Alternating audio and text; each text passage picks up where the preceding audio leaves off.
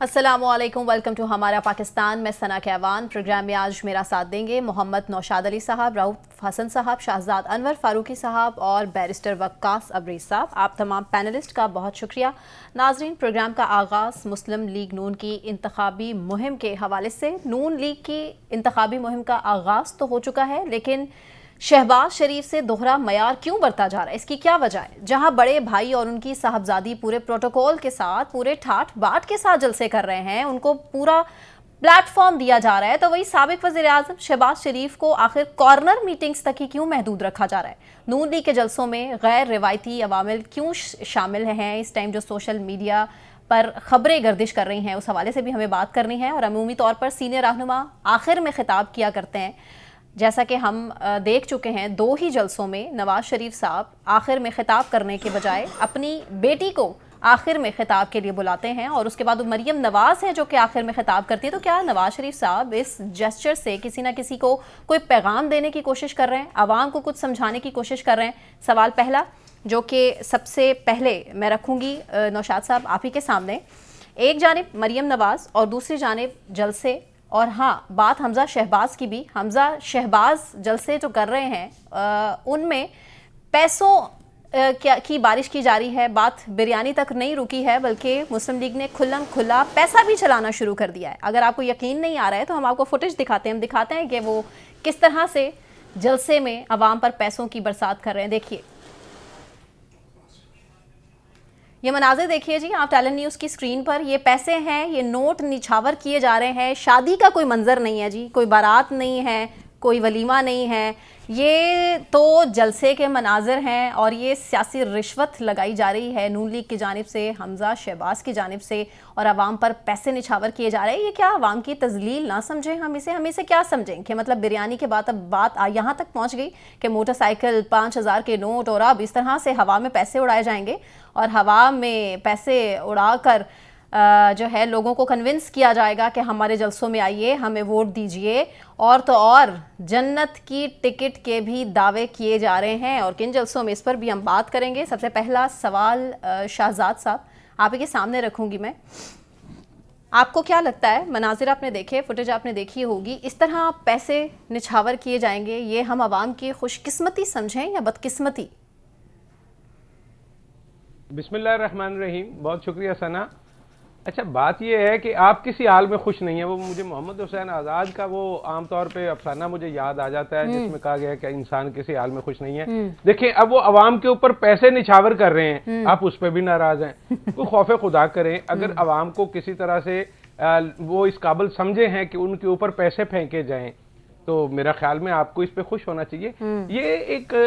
ये जो शॉलरी का एक कल्चर है पाकिस्तान में, ये नया नहीं है। मतलब आप अगर गुजरात और गुजरावाला की गुजरात की शादियां देखें तो आपको मालूम पड़ेगा कि जो बैरून मुल्क से पाकिस्तानी आते हैं और अपने बच्चों की शादियां करते हैं वो डॉलर और पाउंड भी लुटाते हैं। हाँ। तो ये चूंकि अभी बी पाकिस्तानी और बाई पाकिस्तानी है, तो ये पाकिस्तानी मामला है। अभी तक सिर्फ पाकिस्तानी नोटों का हिसाब किताब चल रहा है। सही है। वैसे भी 100 के नोट की अब क्या अहमियत है, मेरा ख्याल है 1.5 लीटर पानी की बोतल नहीं आती।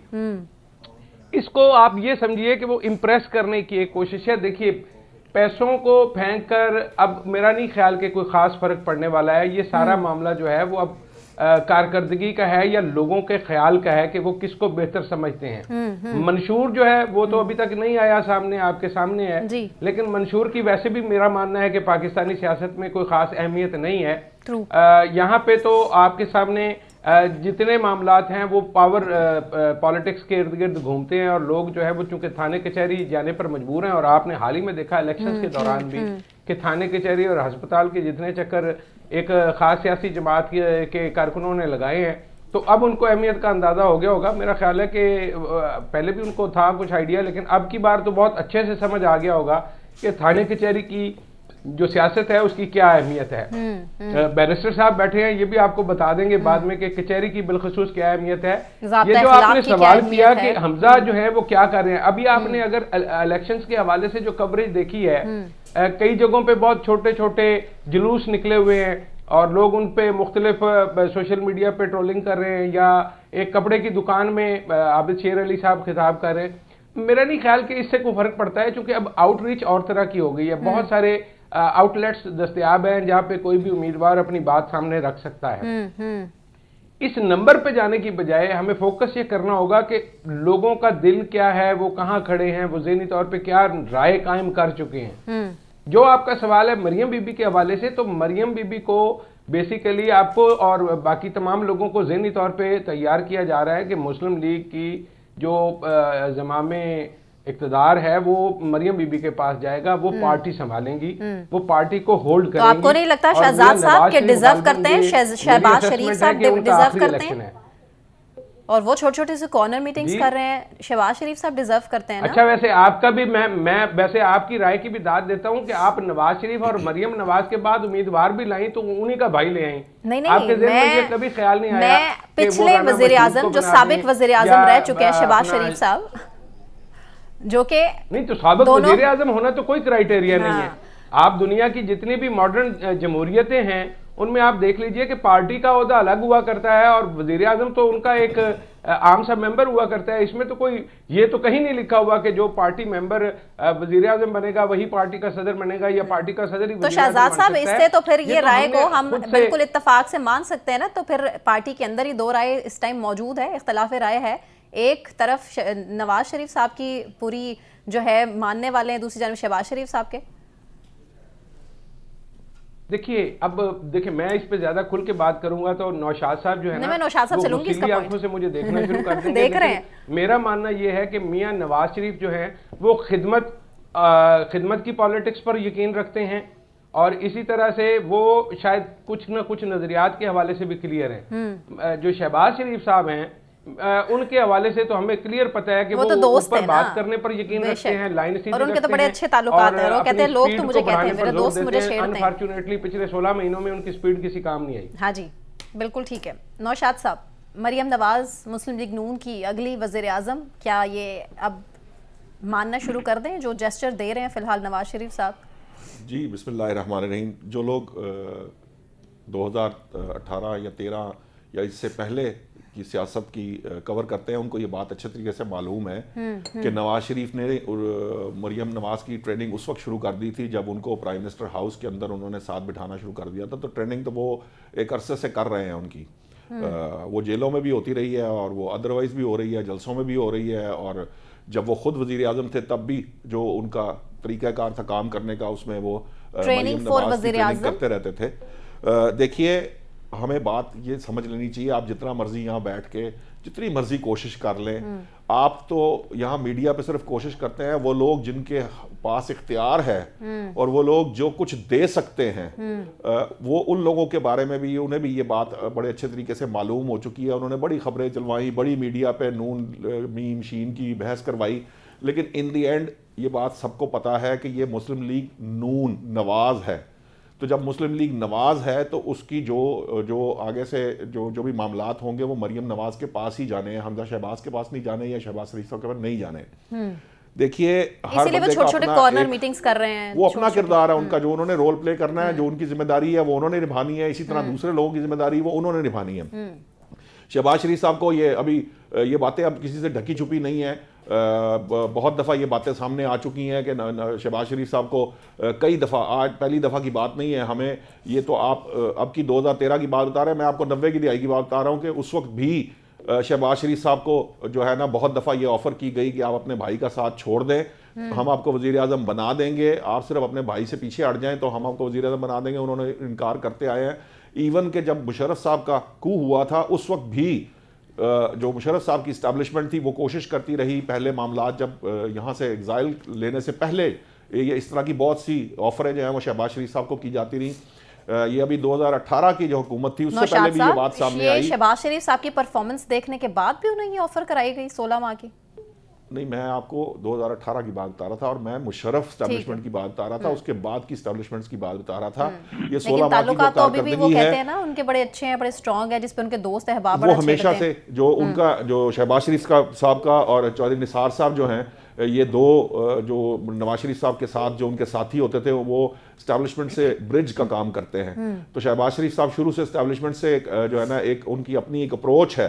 देखिए, एस्टैब्लिशमेंट और सियासी जो लीडर होता है ये दोनों एक दूसरे की जिद होते हैं। सियासतदान एस्टैब्लिशमेंट की जिद होता है, सियासत स्टैब्लिशमेंट की जो मामलात हैं उसके अगेंस्ट पब्लिक को रिलीफ देता है। जो स्टैब्लिशमेंट होती है वो रियासत की तरफ जाती है, रियासत का फायदा सोचती है। तो ये इनका एक कम्बिनेशन होता है। जब वो डेवलप होता है तो मुल्क में बेहतरी आती है, ये मिलकर काम करे तो प्रॉब्लम नहीं होती। अगर ये आपस में लड़ना झगड़ना शुरू कर दें तो प्रॉब्लम शुरू हो जाती हैं, जो हम देखते आ रहे हैं काफी अरसे से जो ये एक मामला बना हुआ है और ये हो रहा है। शाह साहब थोड़ी सी वजाहत कर दीजिएगा, ये जो आपने कहा कि सियासतदान जिद होते हैं एस्टेब्लिशमेंट की, तो इसका मतलब कहीं ये तो नहीं है कि सियासतदान की ये जिद होती है कि मैंने एस्टेब्लिशमेंट की गोद में बैठना है और दूसरा कहता है नहीं मैंने बैठना है? मैं पब्लिक जनरल जो इसकी तारीफ है या पर्सपेक्टिव है उस पर्सपेक्टिव में बयान कर रहा था कि जो पब्लिक, क्योंकि सियासतदान पब्लिक का नुमाइंदा होता है, वो पब्लिक के बेनिफिट के लिए काम करता है, जबकि एस्टेब्लिशमेंट जो है वो ज्यादा तरजीह रियासत के मुफाद को देती है और इनका कम्बिनेशन होता है। मैं अभी इस वक्त किसी एक उसकी बात नहीं कर रहा था, जनरल एक गुफ्तगू कर रहा था कि ये एक कम्बिनेशन बनता है जब कोई हुकूमत आती है, उसके साथ जो उस वक्त की स्टैब्लिशमेंट होती है वो अगर उसके साथ इन लाइन चल रही हो, प्रॉपर तरीके से चल रही हो तो मुल्क में बेहतरी आती है। अगर वो आपस में लड़ाई झगड़ा शुरू कर दे तो फिर हम देखते आए हैं कि ये होता रहा है, ये पहले भी होता रहा है। आपने खुद कहा कि नजरिया जो है वो नवाज शरीफ के पास है, शहबाज शरीफ साहब का मामला कुछ और था। शहबाज शरीफ साहब की ट्रेनिंग और उनका तरीका काम करने का वो बिल्कुल मुख्तलिफ है। देखिए इसमें क्या प्रॉब्लम है कि कोई फर्ज करे वो तो नौशाद साहब क्या ट्रेनिंग की बेस पे यहाँ पर इक़्तिदार हवाले कर दिया जाना चाहिए? अगर आप देखें यहाँ पर ये सोच लिया जाना चाहिए कि वजीर आजम फलाह तब बनेगा क्योंकि उसकी ट्रेनिंग होगी। ट्रेनिंग तो बिलावल साहब की भी चल रही है और जरदारी साहब कह रहे हैं कि बहुत अच्छी चल रही है, वो तो फिर मरियम से ज्यादा अच्छी चल रही है।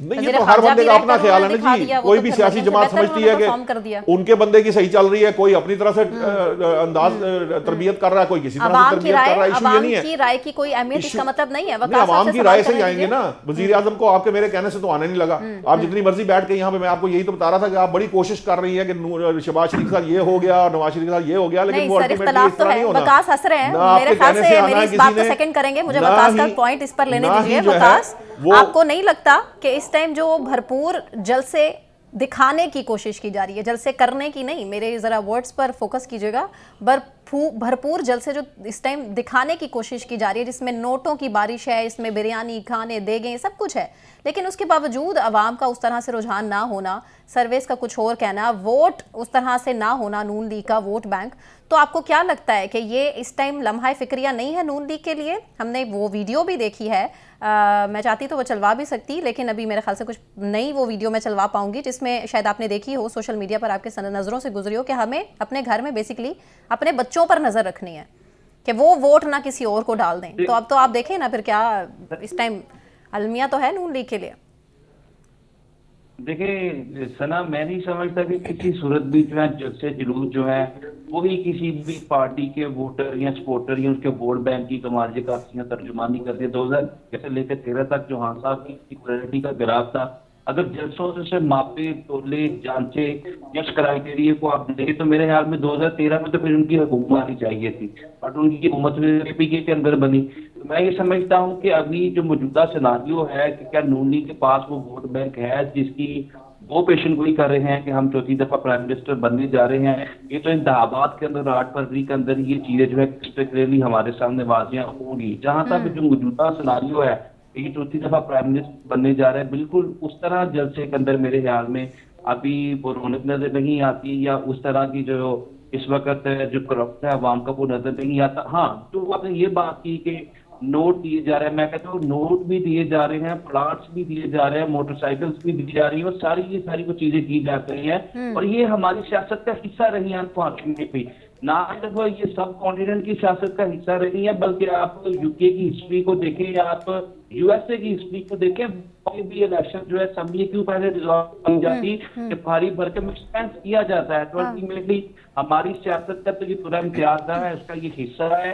एक्सपेंस करना, पैसे लगाना, लगाने का तरीका, वो फेंक के लगाते हैं, वो स्ट्रक्चर पे लगाते हैं, तो आम पे लगा रहे। तो मैं समझता हूँ ये इसी तरह हिस्सा है और हिस्सा रहेगा, ये कभी भी इमीडिएट या रेडिकेट नहीं हो सकता। आपकी दूसरी बात क्या मरीम नवाज साहबा क्या उनकी ट्रेनिंग हो चुकी है, वो पाकिस्तान मैं ही समझता हूँ जिस तरह हाँ साहब के छोड़ के अंदर हंदा से जहाँ पर से अपनी पार्टी की रिप्रेजेंटेशन की उन्होंने, बतौर खतून होते हुए भी जिस तरीके से मैं समझता हूँ दीदा अभी से वो मैदान में उतरी और नून लीग के तमाम कारकुनान वोटर्स को सपोर्टर टैक्स रखा, लाइव रखा, उनको क्रेडिट हो जाता है। और वो बिल्कुल, अगर आप ये अवाम के सामने रखा है कि हमजा शहबाज शरीफ या मरियम नवाज, तो मेरे ख्याल में मरियम नवाज साहबा को ही प्रायोरिटी जाएगी कि उनके बाद जो है, जो नवाज साहब के नाम पे पार्टी कहती है, गुज़िश्ता जो 16 माह की जो शहबाज शरीफ साहब की हुकूमत थी, उससे तो मेरे ख्याल में मियां साहब भी नारा नजर आते थे।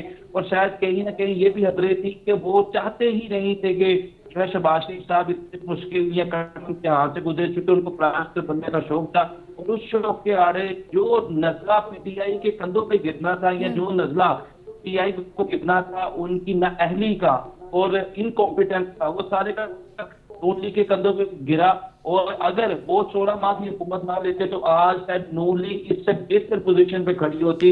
और जब वो एक नैरेटिव लेके, प्रोपेगेंडा लेके, वादे नारे दावे लेके गुजरती, तो लोग ये ना कहते कि 16 महीने में आपने हुकूमत सवा सत्यानाश कर दिया है और आपने असद झाड़ू फेरा, इकॉनमी बर्बाद कर दी, सारी चीजें वेंटिलेटर पर डाल दी।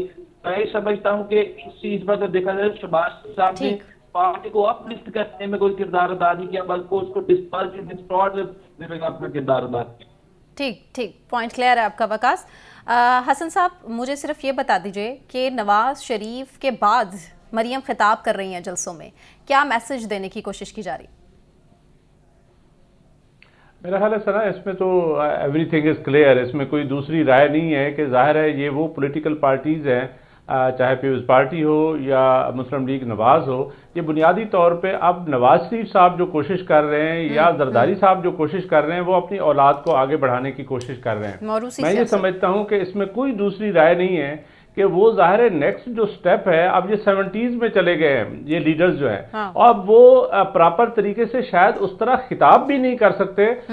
नवाज शरीफ साहब फिर भी कोई थोड़ी सी हिम्मत करते हैं, जरदारी साहब तो इस काबिल भी नहीं है क्योंकि most of the time he wired.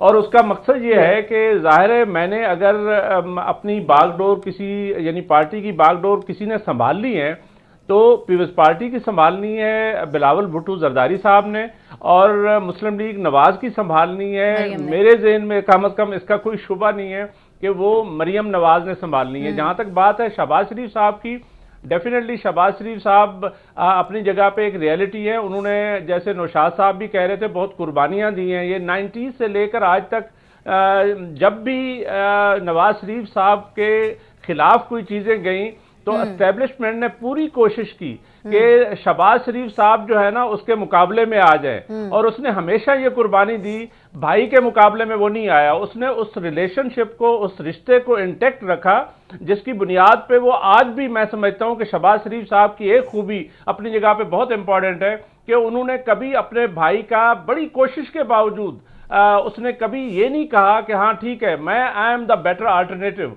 उसने हमेशा बड़े भाई का कहा कि मेरा भाई जो है वही यहाँ का वजीर आजम होगा, उसी के नाम पे पार्टी बनी हुई है। देखें, इससे पहले जब डिस्क्वालिफिकेशन हुई नवाज शरीफ साहब की, तो उस वक्त नवाज शरीफ साहब ने शहबाज शरीफ को कहा कि आप प्राइम मिनिस्टर आ जाएं। उसने कहा नहीं भाईजान, मैं पंजाब को संभालूंगा, क्योंकि Punjab is almost a country.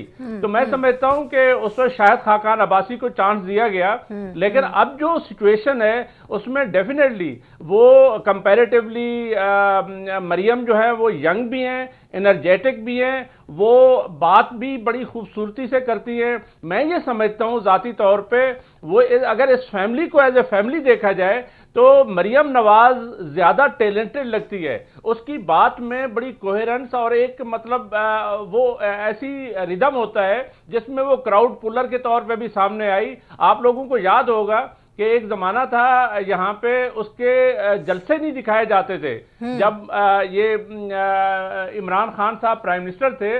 उसकी वजह ये थी कि वो उस वक्त ज़ाहिर है कोई और चीज़ थी। अब चूंकि पीटीआई ज़ेरे अताब है तो अब ज़ाहिर है वो बाहर है, उनकी हर चीज़ नोट की जा रही है, उनको दिखाया जा रहा है, लेकिन उसके बावजूद मैं समझता हूँ कि शहबाज शरीफ साहब का जो रोल है वो बहुत पॉजिटिव रहा। और अब भी मुझे लगता है, मेरा शक ये है कि शायद 6, 7, 8 महीने के लिए मियां नवाज शरीफ साहब एज ए प्राइम मिनिस्टर आए, जो लग रहा है बज़ाहिर, और उसके बाद उसने बागडोर मरियम को ही देनी है फेडरल लेवल पे, प्रोविंशियल लेवल पे, प्रॉबेबली शहबाज शरीफ साहब हूं या हमजा हूं, मुझे नहीं पता, लेकिन हकीकत बात यह है कि ये जो आपने बात की है, ये जो क्वेश्चन उठाया है, इसमें कोई दूसरी राय नहीं है कि वो अपनी बेटी के लिए कुर्बानियां दे रहा है और वो इसीलिए वापस आया है, क्योंकि 3 दफा उसको यहां से in one way or the other हटाया गया, लेकिन उसके बावजूद उसने हमेशा ही केम बैक और यहां पे जेलें भी काटी।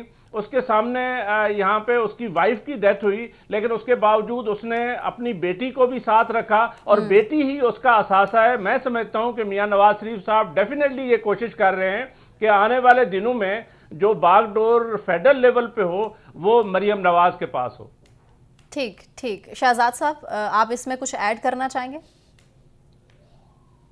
नहीं, मैं तो सिर्फ ये कहना चाहूंगा कि ये जो हसन बेग साहब ने एक एस्टेब्लिश किया है आर्गूमेंट, इसमें थोड़ा सा ये मुझे लगता है कि इस दफ़ा शायद वो पंजाब में आएंगी और अगली दफ़ा के लिए उनकी ट्राई होगी फेडरल के लिए, लेकिन बेसिकली तो पार्टी जो है वो उनके सुपुर्द करनी है।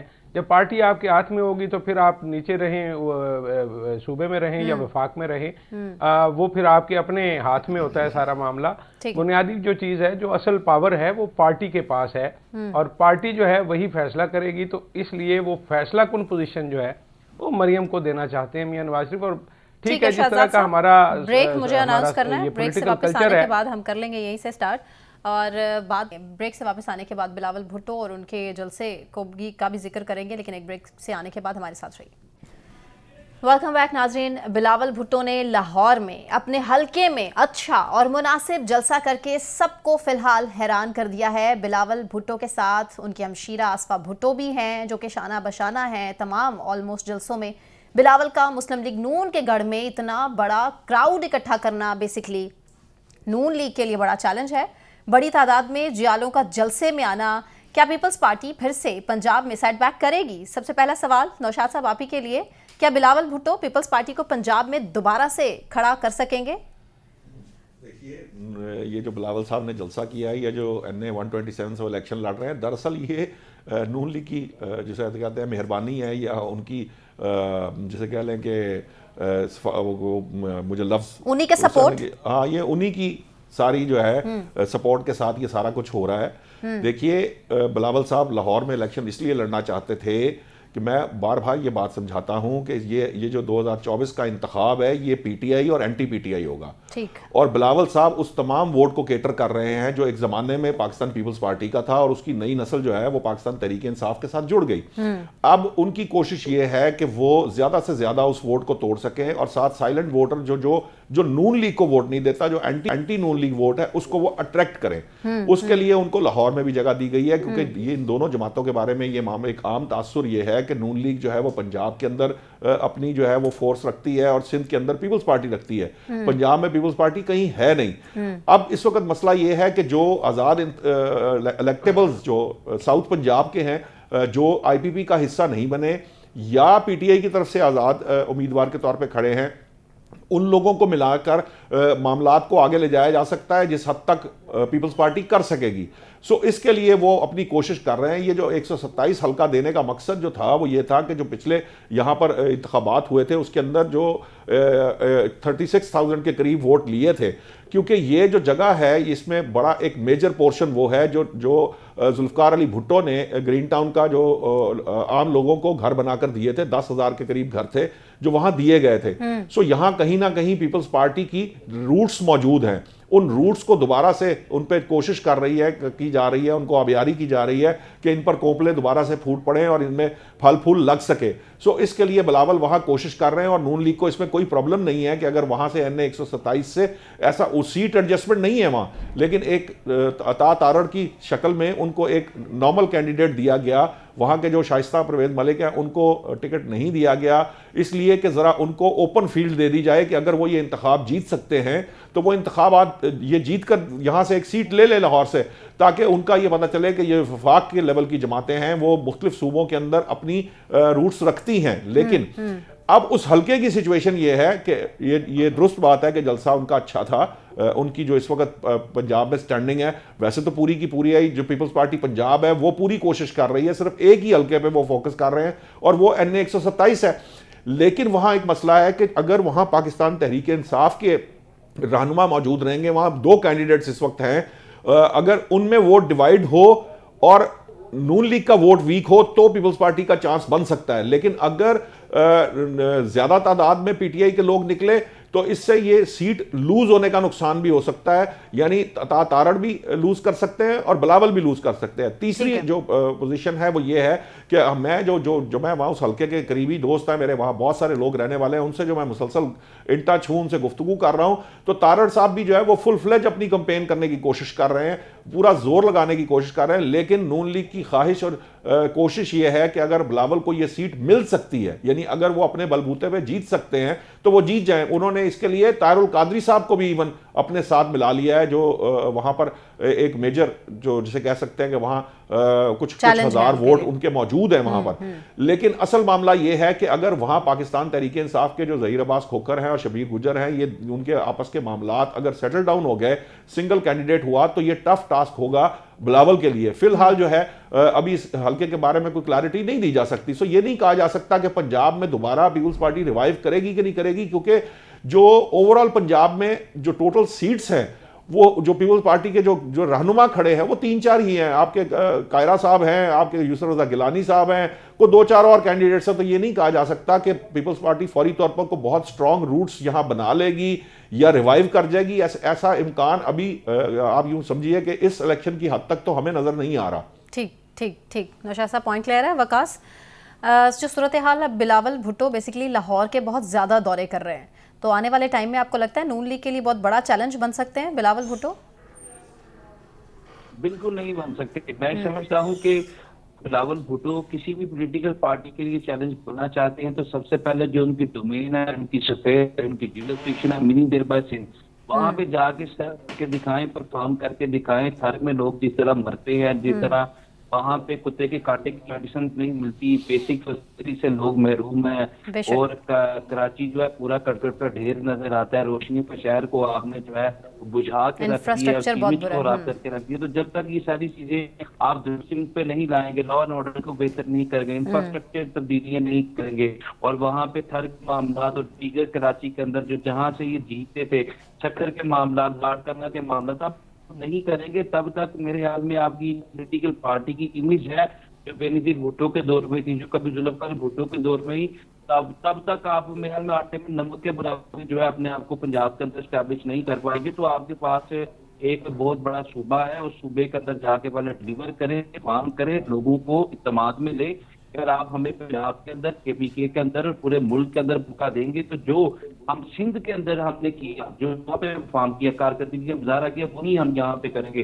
तो मैं समझता हूँ कि गुज़िश्ता 10 सालों के अंदर जितने नारे, दावे, वादे हमने डिफरेंट पार्टीज की तरफ से देखने थे वो लोग देख चुके। और मीडिया, इससे पहले चूंकि इलेक्ट्रॉनिक मीडिया नहीं था, लोगों की आंख कान और जो हकीकी मानों के अंदर जो सियासतदानों के बयान के अंदर कंट्राडिक्शन थी, तजादात थे, तफावत थे, पहले उस तरह प्रिंट मीडिया में वो नजर नहीं आते थे। अब तो आप लोग उनकी क्लिप्स काट के उनके माजी का, इनके हाल के साथ, क्या बात करते थे, अब क्या बात करते हैं किया जाता। तो बिल्कुल सही। मैं समझता हूँ कि सियासतदानों के लिए एक बड़ा हार्ड टाइम है कि अगर आप परफॉर्म नहीं करेंगे तो जो आपके वादे थे या सबक बात दिखाते हैं, बराबर बताते हैं, वहाँ आइंदा आने वाले इलेक्शन में आपको वोट नहीं देगा। पीपल्स पार्टी का मेरा नहीं हाल कि आइंदा 2-3-4 सालों के अंदर पंजाब के अंदर कोई फ्यूचर है या सिंध या केपीके के अंदर किसी तरह का भी। फिलहाल बिलावल साहब सिंध पर ही फोकस कर लें तो मेरे ख्याल से, या कराची पर ही फिलहाल फोकस कर लें तो बहुत ज़्यादा उनके लिए बड़ी बात हो जाएगी। शाहजाद साहब, बिलावल साहब ने नवाज शरीफ को मनाजरे का चैलेंज भी कर दिया है और हम देख रहे हैं कि वक्तन फवक्तन वो तमाम जलसों में सिर्फ टारगेट कर रहे हैं नवाज शरीफ साहब को। तो आपको क्या लगता है कि नवाज शरीफ साहब कबूल करेंगे मनाजरे का चैलेंज? अच्छा नहीं, पहले तो मैं 2 टोक अल्फाज में आपको इसका जवाब दे दूं कि वो मुनाजरे का चैलेंज तो कबूल नहीं करेंगे, क्योंकि उसका मतलब ये होगा कि मियां नवाज शरीफ जो है वो बिलावल को अपने बराबर का जो है वो अहमियत देंगे, तो तभी वो उनके सामने बैठेंगे। पाकिस्तान की पॉलिटिक्स में इसकी कोई गुंजाइश नहीं है।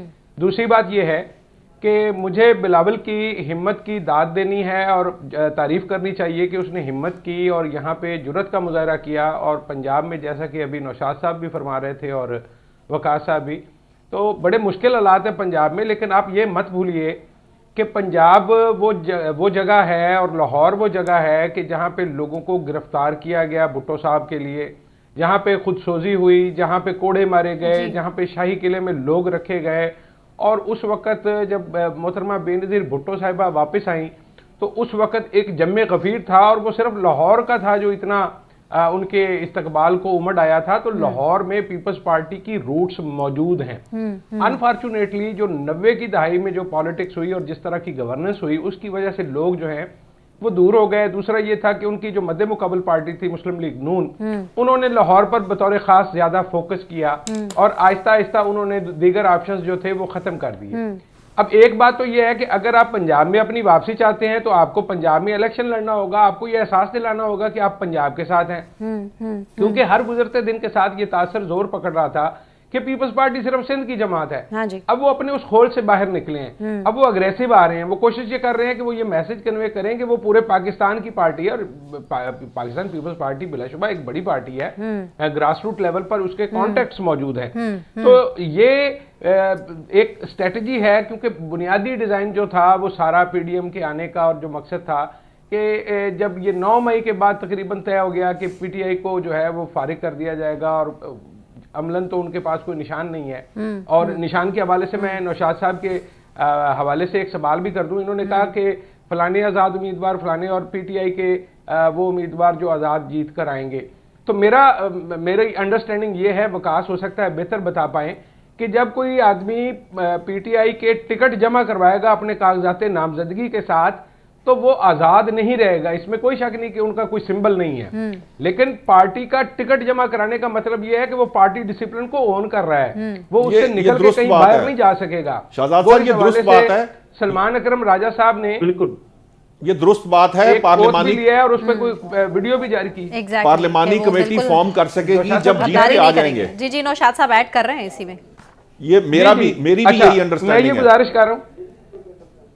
अच्छा, दूसरी बात यह है कि पीपल्स पार्टी वापस नहीं आ सकती। क्यों नहीं आ सकती? आपसे बेहतर सना कौन जानता है कि जब कुछ 10, 15, 20 सालों में आपने देखा होगा कभी कमीजें लंबी हो जाती हैं, कभी कमीजें छोटी हो जाती हैं, कभी शलवारों के पहुंचे ऊपर चले जाते हैं, कभी शलवारें नीचे हो जाती हैं। तो पुराने फैशन जो है वो उलट पुलट के वापस आ जाते हैं। शहजाद साहब, उसके लिए कमीज का होना जरूरी होता है। पहले कमीज होगी तो शॉर्ट या लंबी होती है, अगर कमीज ही ना हो तो फिर शॉर्ट क्या और लंबी क्या। तो पहले उनको तंजीमी सतह पे उनको मुनज़्ज़म होना पड़ेगा। एक लम्हे के लिए तवक्कुफ तो कीजिए, एक लम्हे के लिए तवक्कुफ तो कीजिए हजूर। गुजारिश ये है कि कमीज मौजूद है, इसमें रफू का बहुत काम बाकी है। ये मुझे लगता है कि ये कमीज जो है वो जगह जगह से फटी हुई है, लेकिन बिलावल ने हिम्मत की है, वो कोशिश कर रहे हैं कि इस पार्टी को पाकिस्तान के दीगर सूबों में फैलाया जा सके। अच्छी बात है। ये जो इलाका है इसमें मुझे याद पड़ता है, नौशाद साहब आप शायद मेरी रहनुमाई कर सके, मुझे याद पड़ता है कि असलम गिल साहब भी इसी एरिया में 36,000 वोट लिए थे उन्होंने। गड़ा एक होता था पार्टी कारकुन जो है। तो ये वो हल्का है जहां पे ये चूंकि टाउनशिप की जो स्कीम थी ये भुट्टो साहब के जमाने में बनाई गई थी। वहां पे लोगों को ये जो टाउनशिप उस वक्त की सबसे बड़ी एशिया की स्कीम थी गालबन। ये भुट्टो साहब का एक क्रेडिट है, उन्होंने उसी हल्के को चूज किया है वहां से इलेक्शन लड़ने के लिए, ताकि वो ज्यादातर वो लोग जो के भुट्टो के एहसानमंद हैं वो ये याद रखें और किसी न किसी तरह से बिलावल के साथ अटैचमेंट फील कर सकें। वो जो मैं पहले आर्गूमेंट एक स्टैब्लिश कर रहा था कि असल डिजाइन ये था कि पीडीएम की हुकूमत के दौरान बल्ला फारिग हो जाएगा, पीटीआई चली जाएगी, तो ये वोटर किधर जाएंगे, ये बड़े कंफ्यूज होंगे। तो इनको वही बात जो नौशाद साहब ने कही कि एंटी नून लीग वोट, तो एंटी नून लीग वोटों की तो एक बड़ी तादाद वो है जो पीटीआई होल्ड करती है। और अगर पीटीआई का वोटर जो कि लग नहीं रहा कि कंफ्यूज हो गया है, लेकिन अंदाजे यही थे, तखमीने यही थे कि वो कंफ्यूज हो जाएगा, तो उसके लिए एक आउटलेट होना चाहिए। वो आउटलेट एक तो आपने इस्तेहकाम पाकिस्तान की सूरत में प्रोवाइड किया, तो दूसरी सूरत में थोड़ा सा उस हवाले से पाकिस्तान पीपल्स पार्टी ने सोचा कि अगर इस बहती गंगा में वो भी थोड़ा बहुत कोई एक आध चुल्लू पानी का ले लें तो कोई हर्ज नहीं है। तो ये एक स्मार्ट मूव है। मैं समझता हूँ इसके नताइज इस दफा नहीं निकलेंगे, लेकिन अगले आने वाले किसी इलेक्शन में वो अगर इंटैक्ट रहेंगे, इस जमात को की रूट्स को पक्का करेंगे, जनूबी पंजाब में कुछ काम करेंगे, इधर सेंट्रल पंजाब में काम करेंगे, तो ये इनके लिए फायदा मंद है इन दी लॉन्ग रन। ठीक है, शहजाद साहब पॉइंट आपका क्लियर है। हसन बेग साहब के सामने सवाल मैं रखूंगी, नौशाद साहब लूंगी मैं आपका पॉइंट भी, लेकिन अभी थोड़ा सा टाइम एक्चुअली शॉर्ट है। हसन साहब, सिर्फ बिलावल भुट्टो जो हैं वो नून लीग के गढ़ में नून लीग को हराने की कितनी पावर रखते हैं?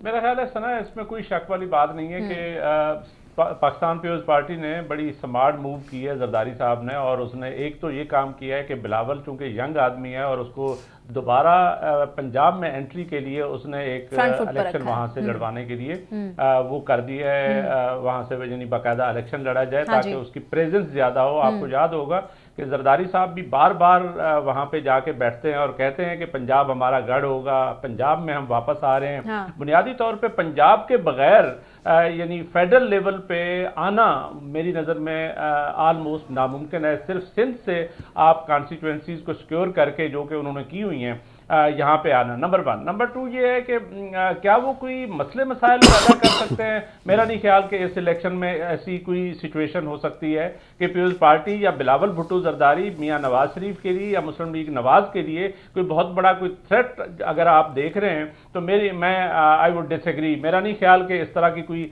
सिचुएशन है। हाँ, एक सिचुएशन हो सकती है जिसके लिए मेरा ख्याल है स्मार्टली पीपल्स पार्टी ने मूव किया है। एक तो उन्होंने ताहिरुल कादरी से दोबारा कोई रुजू कर लिया है और उनकी पुरानी मेरा ख्याल है अंडरस्टैंडिंग भी है। एक जमाना था जब आपको याद होगा यहाँ डी चौक पे ब्लू एरिया में आके ताहिरुल कादरी साहब जो इमरान खान के साथ जब वो आए थे उससे पहले एक रिहर्सल करके गए थे, और उसके बाद जो मज़ाकरात हुए थे जब कायरा साहब भी साथ थे और खुर्शीद शाह साहब साथ थे, मेरा ख्याल है उस जमाने की उनकी एक अंडरस्टैंडिंग ताहिरुल कादरी से थी और उसको मेरा ख्याल है अब यूटिलाइज कर रहे हैं स्मार्टली, नंबर 1। नंबर 2 ये है कि अगर वो थ्रेट हो सकते हैं पॉसिबली, वो एक और स्मार्ट मूव भी है। मेरा ख्याल है कि जैसे खोसा साहब, लतीफ़ खोसा साहब जो है वो पीपल्स पार्टी से इधर पीटीआई की तरफ आ गए हैं, या अभी भी एतजाज एहसन साहब जो सरेआम कहते रहते हैं मुस्लिम लीग नवाज के अगेंस्ट या शहबाज शरीफ या नवाज शरीफ के अगेंस्ट वो बात करते हैं, उनका एक स्टैंड है। मैं समझता हूं कि अगर पीटीआई यानी किसी न किसी लेवल पे, चूंकि बैरिस्टर गौहर जो कि बुनियादी तौर पे जूनियर हैं एतजाज एहसन साहब के, एक जमाना होता था यहाँ इस्लामाबाद में हम जब भी जाते थे तो एतजाज एहसन साहब के ऑफिस में बैरिस्टर गौहर बैठा होता था, तो उनकी एक अंडरस्टैंडिंग उस लेवल पे अगर पीटीआई से हो जाए और वो जाके अगर खान साहब जिसकी खबरें भी गर्दिश कर रही हैं कर दें, फिर वो एक थ्रेट साबित हो सकते हैं। अभी भी हो सकते हैं, इस दौर में भी हो सकते हैं, लेकिन फॉर द टाइम भी क्योंकि खान साहब का एक पॉइंट ऑफ व्यू ऑलरेडी आ चुका है कि किसी सूरत में मैंने पीपल्स पार्टी से कोई इत्तेहाद नहीं करना, तो बज़ाहिर ये लगता है कि शायद इस बारी जो है शायद इतना बड़ा थ्रेट ना हो, लेकिन उन्होंने बड़ी कामयाबी से एंट्री डाल दी है। मैं समझता हूं कि ये बड़ी स्मार्ट मूव है पीपल्स पार्टी की कि उन्होंने एक एंट्री डाल दी है और लाहौर में चले गए हैं, क्योंकि इस वक्त जो सबसे ज्यादा पॉपुलर सेंटीमेंट है वो तो पीटीआई के साथ है, उसका नवाज शरीफ साहब और बिलावल भी मुस्लिम लीग नवाज तकरीबन तमाम जलसों में कुछ ऐसी ही बात कर रहे हैं। पार्टी ऐसा तक स्ट्रगल कर रही है कि सिंध से वो किसी तरीके से एंट्री डालें कि पंजाब में आ सके। मैं समझता हूं कि ये एक स्मार्ट मूव जरूर है, लेकिन मेरा नहीं ख्याल कि हाँ पीटीआई अगर उनका साथ दे तो फिर वो कर सकते हैं, बहुत बड़ा थ्रेट साबित हो सकते हैं। ठीक है, इस पर बात भी कर लेंगे, लेकिन ब्रेक के बाद, ब्रेक से वापस आने के बाद मोहसिन ने क्या कहा है उस पर भी बात करनी है इलेक्शन के हवाले से, लेकिन एक ब्रेक के बाद हमारे साथ रहिए। वेलकम बैक नाज़रीन। बात मोहसिन नकवी के हवाले से, निगरान वज़ीर आला उम्मीदवारों की गिरफ्तारियां, कागजात नामजदगी जमा करवाने में मुश्किलात, जबरी गुमशुदगियों से जुड़ी तमाम सूरत हाल, और इस पर अचानक से एक प्रेस कॉन्फ्रेंस सामने आना जिससे वफादारियां बदलवाने के बाद निगरान वज़ीर आला मोहसिन नकवी का एक अच्छा और मुस्बत बयान सामने आया है। मोहसिन नकवी अपने बयान में कह क्या रहे हैं आपको सुनवाते हैं। जी शाहजाद साहब, मोहसिन नकवी की स्टेटमेंट सुनी आपने, बड़ी इंपॉर्टेंट है। रात गए ये स्टेटमेंट, ये प्रेस कॉन्फ्रेंस सामने आई, और आपको पता है कि तारीख में, पाकिस्तान की तारीख में रात गए जो फैसले होते हैं, जो प्रेस कॉन्फ्रेंसेज होती है, बड़ी अहमियत की हामिल होती है। क्या कोई पैगाम देने की कोशिश की जा रही है नून लीग को? अच्छा देखिए, बात ये है कि ये एक थ्योरी है या कुछ चीज़ें हैं जो यहाँ इस्लामाबाद में गर्दिश कर रही हैं कि एक कोई ऐसा मैसेज है जो कन्वे किया गया है जिसमें एक ख़ास जमात से जो बहुत ज़्यादा उसकी सरपरस्ती की जा रही थी उसके हवाले से हाथ थोड़ा सा खींच लिया गया है, और शायद अब एक्चुअली कोई लेवल प्लेइंग फील्ड की बात हो रही है। लेकिन अब वो वक्त निकल गया है। लेकिन नकवी साहब बहुत समझदार हैं, उन्होंने पत्थर की लकीर कह के तो उन्होंने चीफ जस्टिस साहब को भी खुश कर दिया है। लेकिन मेरी अपनी इतला ये है कि वो 27-28 जनवरी का इंतज़ार कर रहे हैं क्योंकि जाहिर है आज उनको एक और खबर भी है कि उनको नामजद किया गया है पीसीबी की जो गवर्निंग कमेटी है उसके सरबराह के लिए। तो अल्लाह करे मेरे भी इतने अच्छे जगहों पे बैठे हुए खालू और रिश्तेदार हो। मेरा तो एक खालू है पाकपतन में, उसने तो मेरे घर पे कब्जा कर लिया है और मैं अभी तक उससे कब्जा नहीं ले पाया हूँ। लेकिन मोहसिन नकवी साहब चूंकि बड़े वेल प्लेस्ड आदमी हैं, तो मेरा मानना ये है कि वो किसी वजह से ये कह रहे हैं और ये अगले 2-3 दिन में शायद आपको जो वो कह रहे हैं ये सिर्फ अल्फाज नहीं है, तो फिर बाकी चीजें भी आपको बताई जा सकेंगी कि वो एक्चुअल पूरी थ्योरी क्या है। लेकिन अगर जो आज उन्होंने कहा है अगर उनका वाकई यही मतलब है तो इसका मतलब ये है कि फिर एक और बड़ा सरप्राइज आ सकता है। अगेन 27-28 जनवरी का इंतजार वो कर रहे हैं। ठीक। उसके बाद आपको वाज़ेह तौर पे पता चलेगा कि क्या हो रहा है। ठीक है। हसन बेग साहब, आपको क्या लगता है कि इसके पीछे क्या स्ट्रैटेजी हो सकती है, इस तरह से प्रेस कॉन्फ्रेंस करना और मोहसिन नकवी का कहना कि हम न्यूट्रल हैं, जबकि हमने देखा है कि किस तरह से निगरान हुकूमत के ऊपर बड़े सवालात खड़े हुए हैं, मुतनाज़ रही है ये निगरान हुकूमत। मोहसिन नकवी साहब पे भी एतराज़ात उठाए PTI ने भी खुद। तो आपको क्या लगता है क्यों ज़रूरत पेश आई? टाइमिंग्स बड़ी इंपॉर्टेंट है मोहसिन नकवी की स्टेटमेंट की। वो गालिब ने कहा था कि मेरे कत्ल के बाद उसने जफा से तौबा आए हुजूर पशैमा का पशैमा होना, यानी अब वो आज़ाद उम्मीदवारों के लिए उनका नेक पैगाम जो है ना, मैं समझता हूँ कि इसको पॉजिटिवली लेना चाहिए। लेकिन हकीकत बात ये है कि मैं समझता हूँ कि ये सिर्फ इस मीडिया की हद तक है, इसकी हद तक है, क्योंकि इन सबको पता है कि अब चूंकि वो जो हकीकी आज़ादी का नारा था उन्होंने हकीकी तौर पर इन लोगों को आज़ाद कर दिया है। अब ये इलेक्शन लड़ेंगे और वोट लेंगे PTI के, और उसके बाद हर बंदा आजाद होगा, जहां बोली ज्यादा लग रही होगी, जहां ज्यादा इन्फ्लुएंस हो रहे होंगे, वहीं पे वो कोई मुस्लिम लीग नवाज की तरफ चला जाएगा, कोई पार्टी ले जाएगी हसन चौहान साहब जिसकी तरफ इशारा कर रहे हैं शामिल हो जाएंगे। मैं समझता हूं बड़े कॉन्फिडेंट है ये जो पैगाम है देते हुए। जी नहीं, मेरा ख्याल है कि देखें ये जो स्टेटमेंट है ना उनकी, मैं उसको बहुत ज्यादा सीरियस इसलिए नहीं लेता कि देखें वो जो एक्चुअल काम करना था वो कर दिया है उन्होंने, और उसके बाद बाकी ये है कि अब आज़ाद के लिए क्या मतलब है, लेवल प्लेइंग फील्ड और चीज़ें। अभी भी यकीन करें PTI के आज़ाद उम्मीदवार जो है ना, जहां जहां उन्हें खतरा है कि ये फिर भी इलेक्शन लड़ने के बाद भी खान साहब के साथ होंगे, उनके लिए तो अभी भी लेवल प्लेइंग फील्ड नहीं है, अभी भी उनको अभी भी तंग किया जाता है। मैं समझता हूं कि ये एक आने वाले दिनों में मोहसिन नकवी साहब अपने लिए भी, जैसे शहजाद साहब ने कहा, को ग्राउंड बना रहे होंगे। बहुत सारी चीजें शायद वो दरपर्दा होंगी जो सना ना आपको पता है, ना मुझे पता है, ना नौशाद साहब को और वकास को पता है, तो वो उसके लिए मेरा ख्याल है कोई वो कर रहे होंगे, लेकिन हकीकत इसमें कुछ नहीं है। बाकी ये है कि आजाद लोग आएंगे जाहिर है, और उसके बाद वो अपनी अपनी पार्टियां ज्वाइन करेंगे। और मैं नहीं समझता, एक और बात जो है ना, क्लैरिफिकेशन, मेरा ख्याल ये है कि वकास साहब बेहतर इसको कर सकते हैं क्योंकि